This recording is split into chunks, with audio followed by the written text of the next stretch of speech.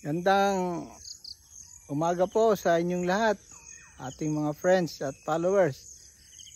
At nandito po ulit ako sa ating Area 1. At ngayon po ay Linggo, 25 August 2024.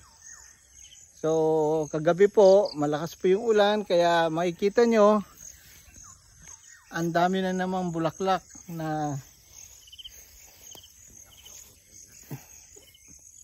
ito po yung dilaw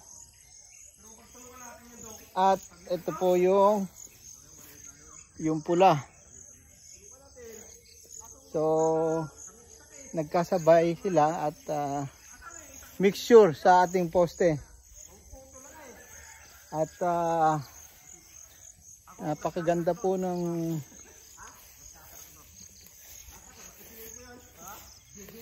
mga bulaklak ng dilaw. Ito po yung mga bulaklak ng dilaw. Dito po yung mga bulaklak ng dilaw. Ang gaganda ng bulaklak ng dilaw. At 2 weeks time meron na naman tayong mga bunga ng yellow variety. So ito po yung yellow variety, maganda po yung kanyang bulaklak. Sipag na rin. At tumahabol na rin po yung dilaw sa sa pula.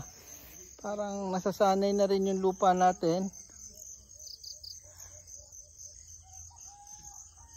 sa dilaw na na sobrang tamis po ang lasa ng dilaw na dragon fruit.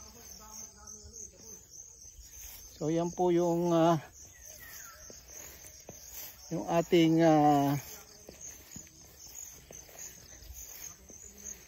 sitwasyon dito, napakagandang mga bulaklak ng dilaw na marami po ngayon dahil tuloy-tuloy po ang ulan dito sa Naik. Tingnan nyo, makikita nyo po yung isang poste, napakarami pong dilaw na dragon fruit. Yan po ang gumagandang. Ito naman sa kabila is red na dragon fruit. Kasi po karamihan po dito ay dilaw na itinim namin. So ito po yung mga dilaw, napakaganda ng kaniyang mga bulaklak. So ngayon po ang mga kasama natin ay nag-grass cutter dahil gabi-gabi po ay ulan po dito. So ipakilala ko po yung mga kasama natin dito na tumutulong sa atin.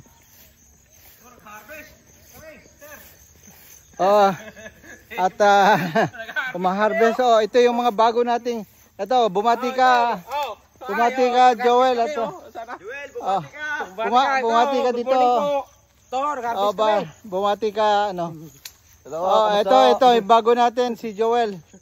At ito naman si Bart. At ito naman si Dodong. Hi, good morning. Ayan, yan ang mga kasama namin nag-harvest ngayon dahil sunod-sunod ang ulan dito sa farm natin. Malainin Luma. At yan po ang ating report ngayong Linggo, August 25, 2024. Happy Sunday po sa inyong lahat. Thank you.